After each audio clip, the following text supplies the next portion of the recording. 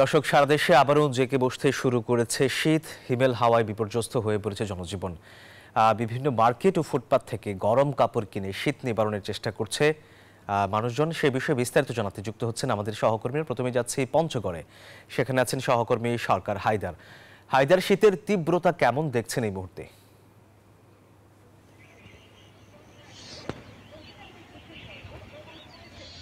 সোহাগ, আপনাকে ধন্যবাদ।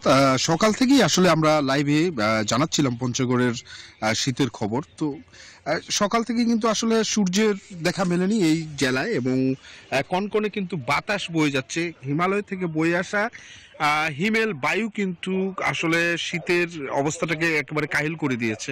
সাধারণ এবং খেটে খাওয়া মানুষ কিন্তু বিপর্যস্ত হয়ে পড়েছে, এবং চাষিরা জানাচ্ছেন আমাদের যে তারা যে আলু এবং অন্যান্য শাকসবজির আবাদ করেছেন সেগুলো কিন্তু একটু ক্ষতি হচ্ছে তাদের, এবং তারা বলছেন যে এতে কিন্তু ব্যয় বেড়ে যাচ্ছে তাদের, এবং তারা আসলে বলছেন যে সার কীটনাশকের ব্যবহারটা তাদেরকে বেশি করতে হচ্ছে এই শীত থেকে সবজি এবং চাষাবাদ ভালো করার জন্য।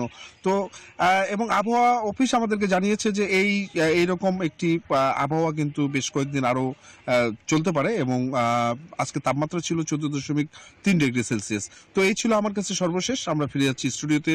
সোহাগ, আপনার কাছে। হায়দার, আপনাকে ধন্যবাদ।